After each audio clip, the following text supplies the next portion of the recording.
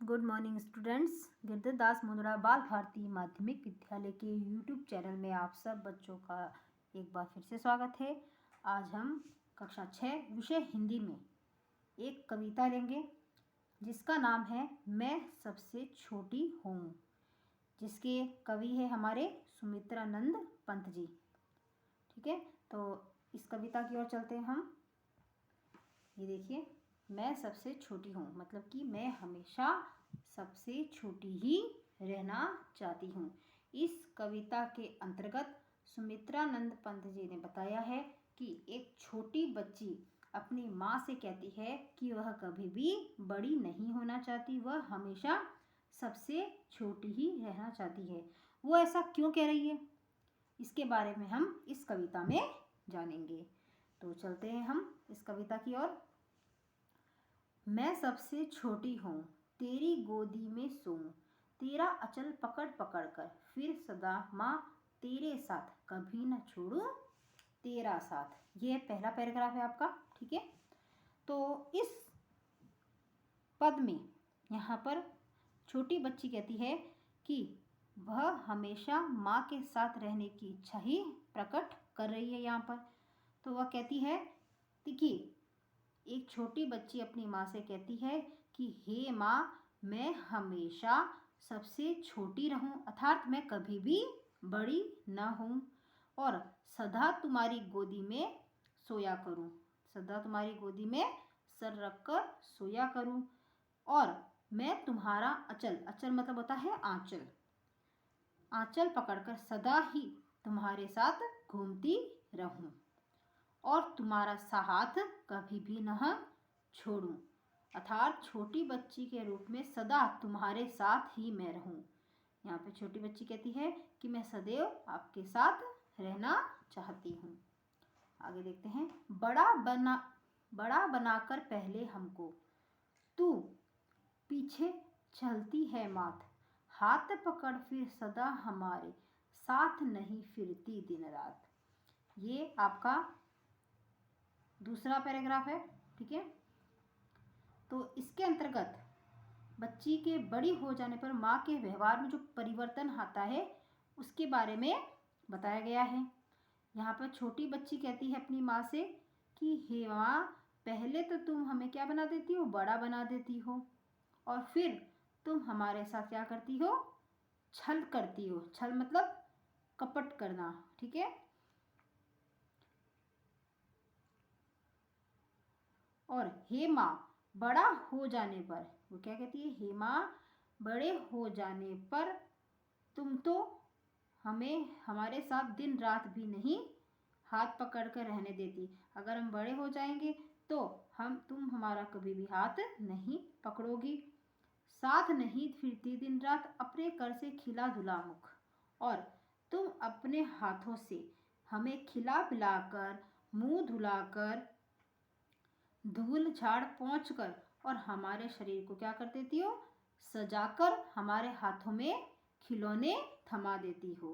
अपने कर से खिलाकर मतलब हाथ, धुला मुख मतलब कि मुख भी धुलाती हो, धूल पहुँचना, सज्जित कर गात मतलब शरीर, गात का मतलब होता है शरीर को क्या कहती है, सजाती है माँ, और हमारे थमा खिलौने नहीं सुनाती और हमारे हाथों में खिलौने थमा देती हो और हमें सुखद परियों की बात और तुम हमें अच्छी सुंदर परियों की बातें भी नहीं बताती।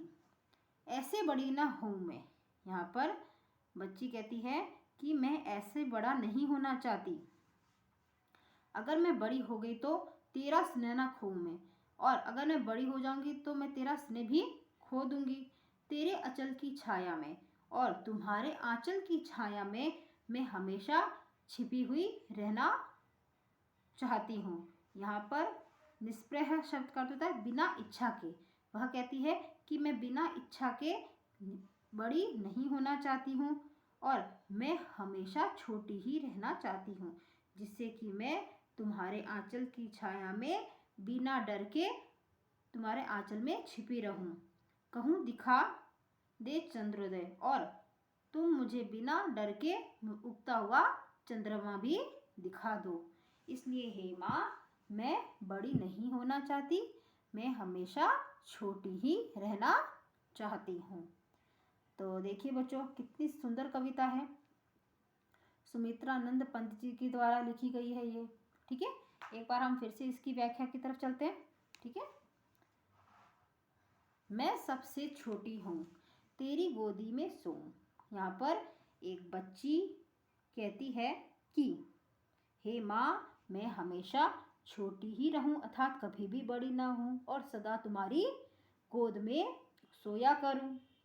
तेरा अचल पकड़ पकड़ कर फिरूं सदा माँ तेरे साथ, कभी ना छोड़ूं तेरा हाथ। और तुम्हारा आंचल पकड़कर सदा ही मैं तुम्हारे साथ घूमती रहूं और तुम्हारा हाथ भी मैं कभी नहीं छोड़ूं।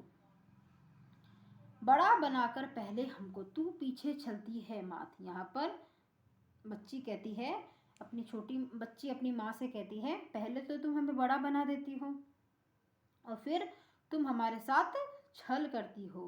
हे माँ, हाथ पकड़ फिर सदा हमारे साथ नहीं फिरती दिन रात। हे माँ, बड़ा हो जाने पर तुम दिन रात हाथ पकड़कर हमारे साथ नहीं रहती हो। अपने कर से खिला धुला मुख, धूल पहुँच सज्जित कर गात। थमा खिलौने नहीं सुनाती हमें सुखद परियों की बात। और तुम अपने हाथों से खिला पिला कर, मुंह धुला कर, धूल झाड़ पोंछ कर और हमारे शरीर को सजा कर हाथ में खिलौने थमा देती हो। तुम हमें खिलौनों से बहलाकर परियों की कहानियां भी नहीं सुनाती हो। ऐसी बड़ी न हूँ मैं, तेरा स्नेह न खोऊं मैं। यहाँ पर बच्ची कहती है कि हे माँ, मैं ऐसी बड़ी नहीं होना चाहती। हे माँ, मैं ऐसी बड़ी नहीं होना चाहती जिससे मैं तुम्हारा तेरा स्नेह न खोऊं, जिससे मैं तुम्हारा प्रेम, स्नेह मतलब प्रेम या प्यार दुलार, अगर मैं बड़ी हो गई तो मैं तुम्हारा प्यार खो दूंगी, इसलिए मैं बड़ी नहीं होना चाहती हूँ।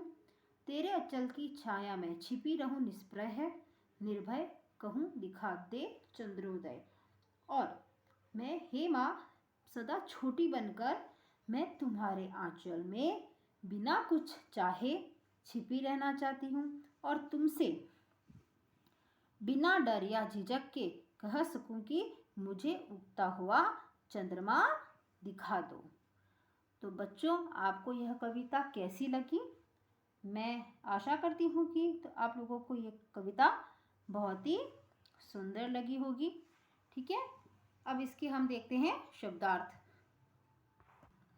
देखिए बच्चों, आपको इस तरीके से अपनी कॉपी में शब्दार्थ करने हैं।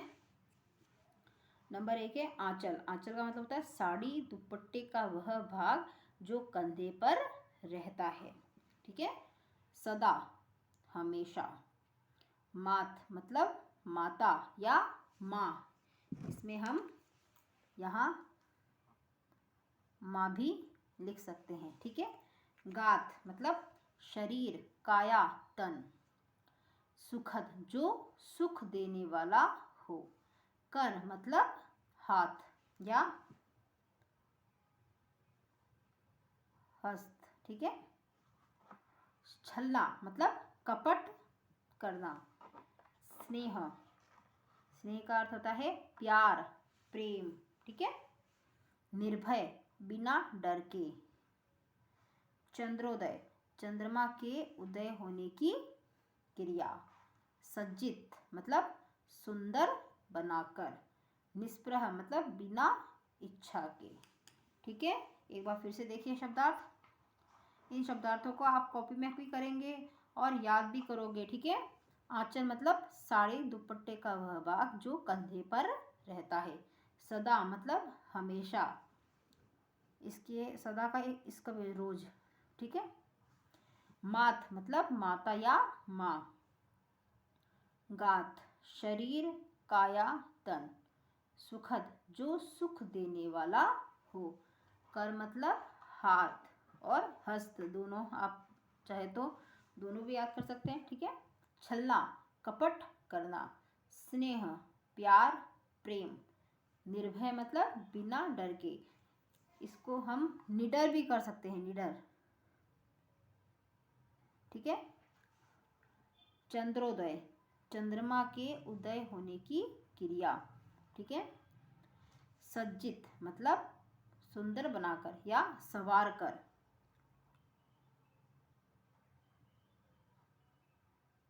ओके, निष्प्रभ मतलब बिना इच्छा के। ठीक है बच्चों, तो आज आपको मैंने यह कविता पूरी समझाई है। इसकी व्याख्या मैं आपको PDF सेंड कर दूंगी। ठीक है बच्चों, और आप ये शब्दार्थ पूरे अपने कॉपी में करेंगे। ठीक है बच्चों, ओके।